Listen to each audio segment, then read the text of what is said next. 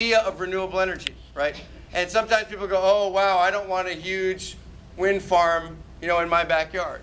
What I'd like to advocate for, though, however, is democracy at every turn.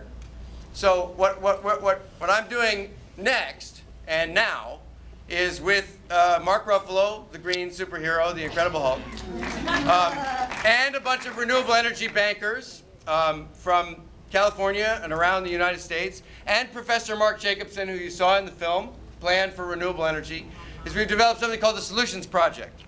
The Solutions Project aims to bring communities together to make group decisions about how to get their communities off of fossil fuels entirely by certain goalposts that you set yourselves.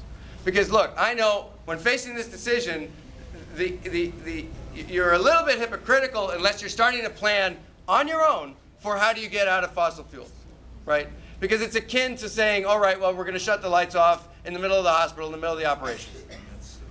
So we have to work just as hard to create renewable energy as we do to fight the gas industry.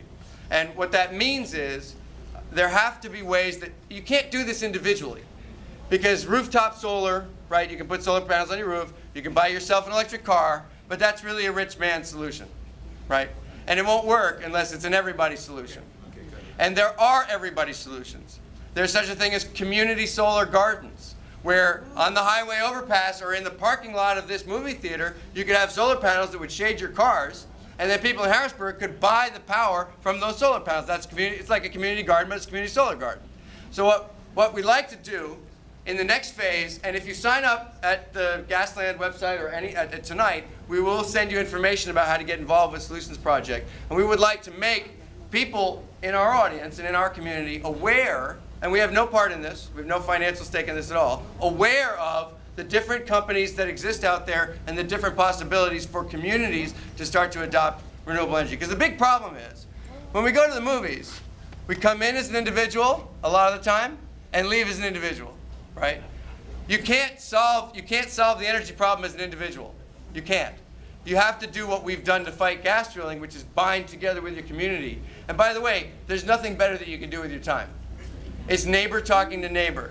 Barack Obama, right, in this film, fought off a lot of corporate interests, a lot of corporate money in the last election. How did he do it? By saying we're going to have neighbor talking to neighbor.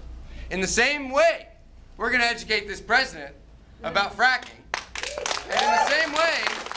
And in the same way, we have to, as vigorously as we're fighting the gas industry, adopt the solution and do that as a group. So even if we win that moratorium, which, by the way, an overwhelming majority of Pennsylvanians want, if we restore democracy, we have a lot of work to do to start to transform the world, because that's really the only answer.